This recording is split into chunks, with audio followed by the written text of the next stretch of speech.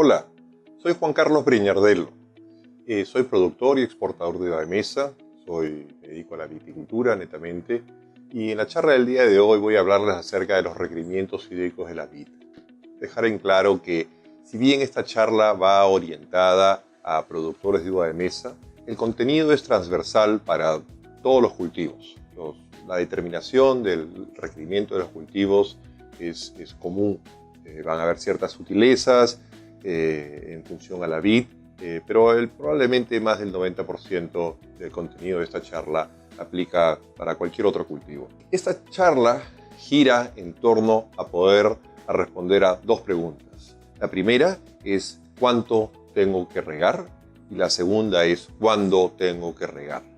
El cuánto tengo que regar básicamente hace referencia al volumen y está en función únicamente a la variable clima y planta. Nada más.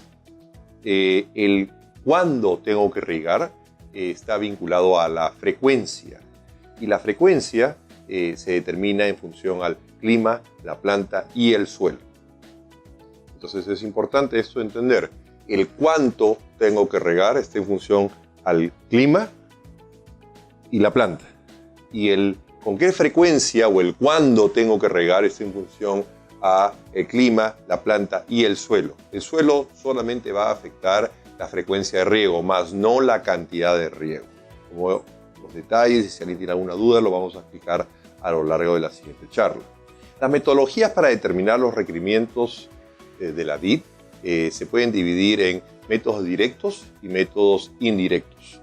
Los métodos directos son métodos en base a la planta. Se toman mediciones directamente de la planta para determinar cuál es el requerimiento. Si la planta requiere o no requiere, es una medición directa. Los métodos indirectos se hacen a partir de mediciones del suelo, de las cuales hemos hablado de forma bastante extensa en la charla sobre relación planta-suelo de agua. Y después tenemos los métodos basados en función al clima. Dentro de los métodos en base a la planta, el más comúnmente usado, aun cuando se utiliza normalmente a nivel de investigación y en algunos casos se utiliza a nivel de producción, es el método de la bomba de presión. Consiste en poner una hoja dentro de una cámara y someterla a una presión hasta que se fuerza a que la hoja, como quien de alguna manera la exprime, sin ser así literalmente, arroje por el pedicelo una primera gota de savia. Se debe entender que en la medida que la hoja sea más turgente, que tenga más agua, la cantidad de presión que se necesita para que exude una gota de savia es menor, y por lo tanto cuando cuando las hojas tienen más agua y las plantas tienen más agua, la presión requerida es más baja y viceversa. Entonces la equivalencia más cercana sería el medirse la presión sanguínea. ¿Okay? Entonces la presión, eso sería el equivalente, lo más cercano para poder entender cómo es que funciona una bomba de presión. Las desventajas que tiene es que es muy intensivo. Hay que medir planta por planta y si el suelo varía o algo varía, la condición de esta planta no necesariamente va a reflejar la de otra planta y se tiene que estar midiendo lote por lote y en ese sentido es muy intensivo. Demanda mano de obra calificada, no lo puede hacer cualquier persona, no es automatizable en ese sentido y por lo tanto es poco práctico, no es muy utilizado y no hay mucha información disponible y hay que saber y entender e interpretar los resultados para poder utilizarlos adecuadamente. La ventaja es que es muy preciso si es utilizado adecuadamente.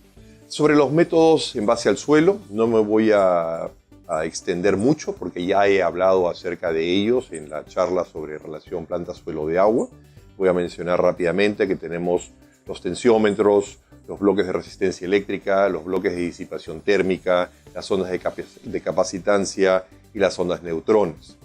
Como he mencionado en otra charla, todos estos métodos hacen una estimación, no hacen una medición del contenido de agua en el suelo, sino toman mediciones y estas mediciones pues tienen que interpretarse y eso por supuesto que genera un posible margen de error. Alguna de las ventajas es que algunos de estos instrumentos son muy fáciles de usar y de instalar. Algunos se pueden automatizar, algunos de ellos son muy económicos y por supuesto que los que son más económicos son un poco menos precisos. Son muy utilizados y por lo tanto hay amplia información disponible al respecto. Las desventajas, la principal desventaja es medir la variabilidad que existe en la capacidad de retención de agua del suelo. Como lo he mencionado en otras charlas, el suelo en muchos casos, quizás no siempre, pero en muchos casos tiende a ser muy heterogéneo. Y la lectura que tomamos en este punto no necesariamente es representativa de otros puntos, incluso del mismo lote. Entonces esa es una gran desventaja, ¿no? Las lecturas son muy específicas al terreno donde se está tomando la medición. Es difícil de correlacionar las lecturas con los volúmenes reales de agua en el suelo, porque lo que se está haciendo es una estimación, no es realmente una medición. Algunos son difíciles de operar, algunos son difíciles de calibrar, el mantenimiento en algunos casos es complejo, es intensivo. Si no están automatizados, demandan mucho tiempo porque hay que estar yendo al campo, tomando las lecturas y caminando de un lugar a otro. Algunos de ellos, como las sondas, son muy costosos y la información no es transferible. La data, la información que yo saco de este punto no se la puedo transferir al otro lote, ni mucho menos a mi vecino. La metodología en función al clima se hace a través de una estación meteorológica y una computadora anexa a la estación meteorológica.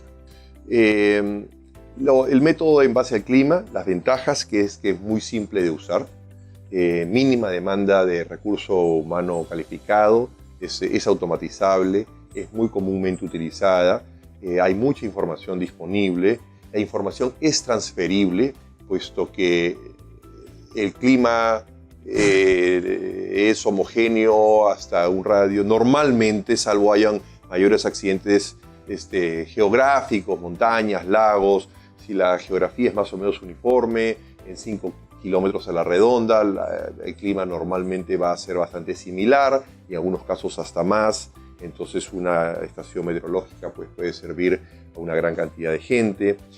Permite en algunos casos hacer predicciones, si bien los meteorólogos no son muy precisos, pero de alguna manera se pueden hacer predicciones.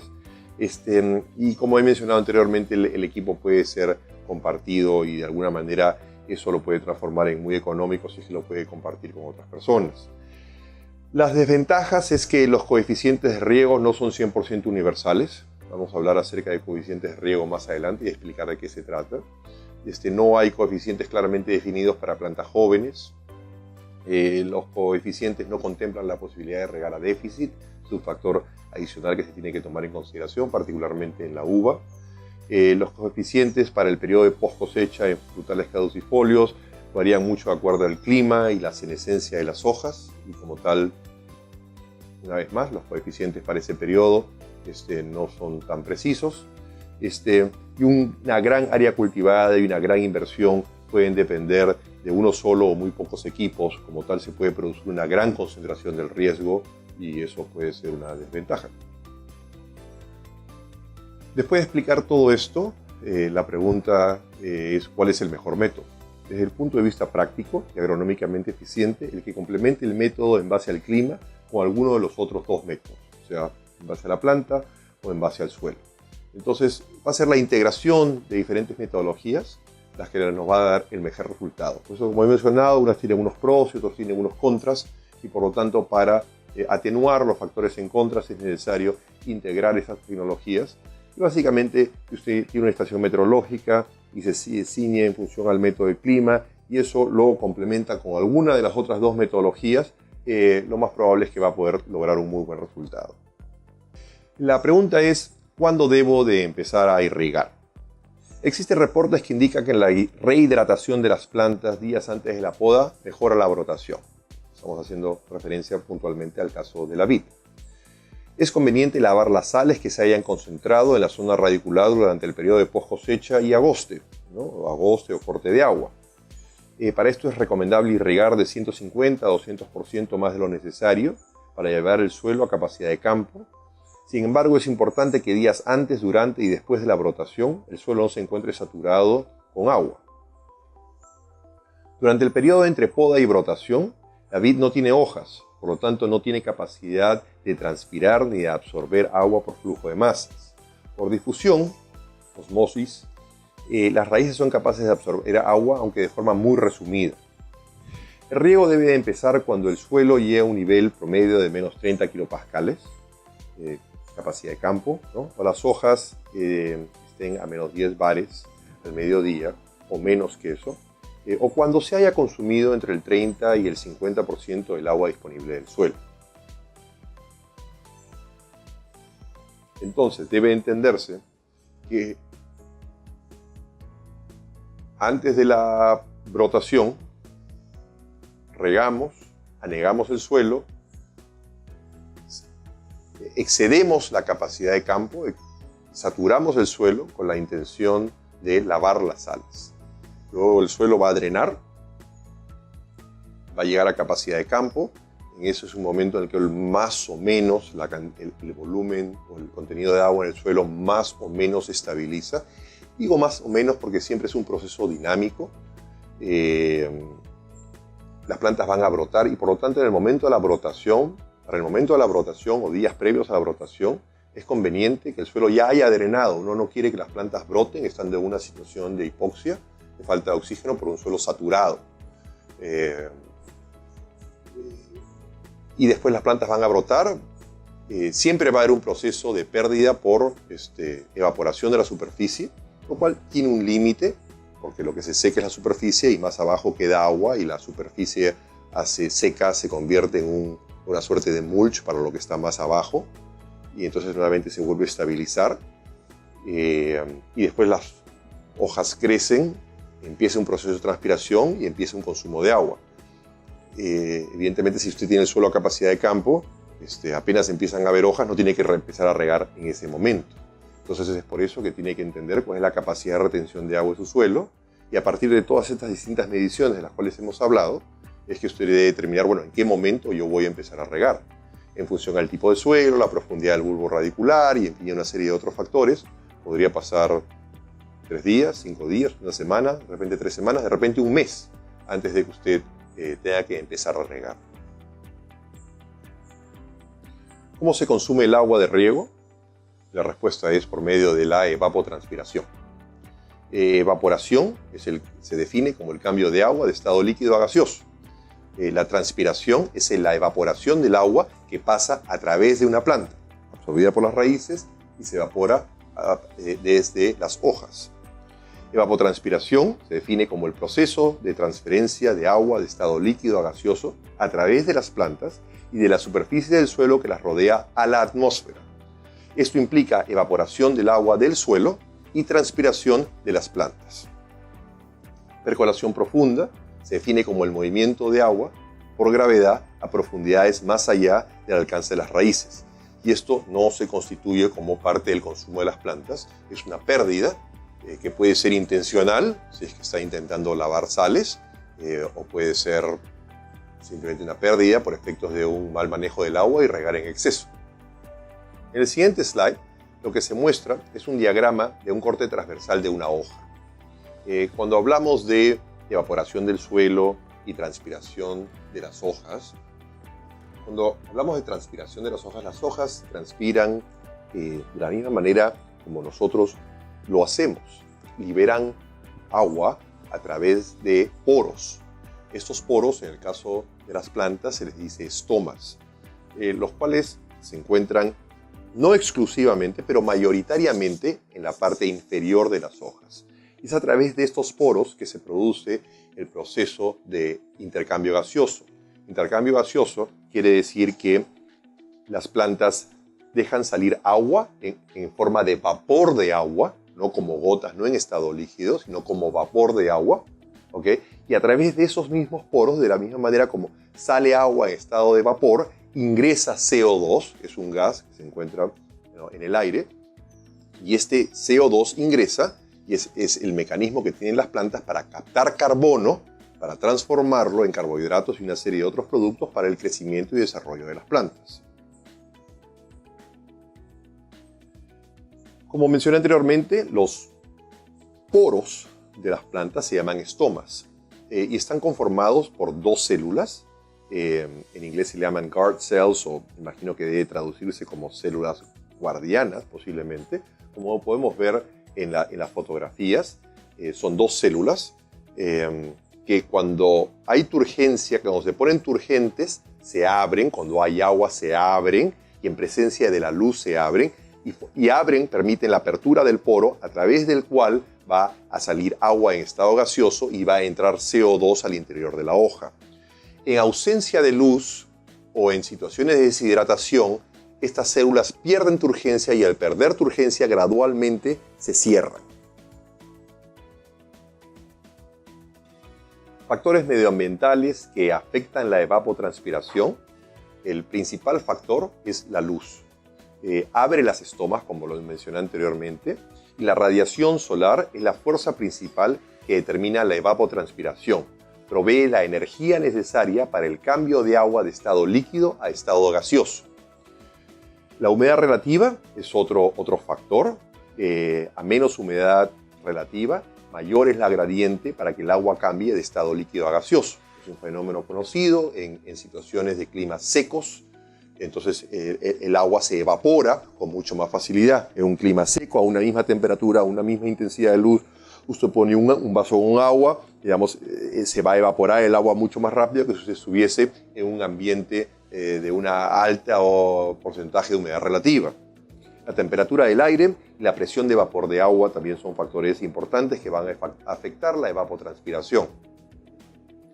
En este diagrama, de alguna manera se repite lo que he mencionado anteriormente. Los factores del lado izquierdo de la pantalla, de mi izquierda, muestran condiciones que van a ser favorables para una mayor evapotranspiración. Cuando hay mayor intensidad de luz, cuando hay más viento, cuando hay menor humedad relativa, son condiciones favorables para la evapotranspiración. Y lo opuesto van a ser condiciones en las cuales va a haber menor consumo de agua, menor pérdida de agua.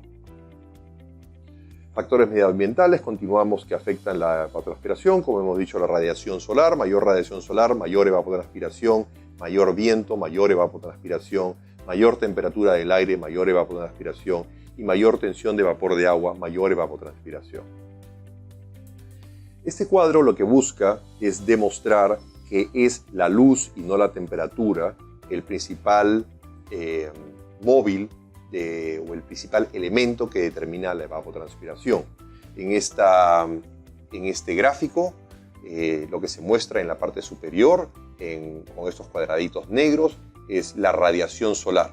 Aquí en la parte inferior, la glosa de la parte inferior es válida para los dos cuadros. Tenemos las horas del día desde las 00 horas.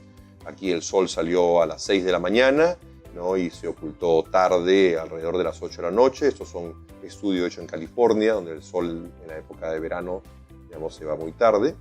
Entonces ustedes pueden ver cómo acaba la luz del sol, ¿no? Al mediodía, pasado el mediodía, la máxima intensidad, y después nuevamente cae. Sin embargo, la temperatura, que claro, cuando sale el sol aumenta, después por un proceso de acumulación de la radiación, continúa alta, y después la temperatura cae mucho más tarde y cae mucho más lento que la intensidad de luz. Y acá abajo tenemos lecturas de 2 años de evapotranspiración. Entonces la pregunta acá es la curva de la evapotranspiración, ¿a cuál se parece más? ¿A la de la luz o a la de la temperatura?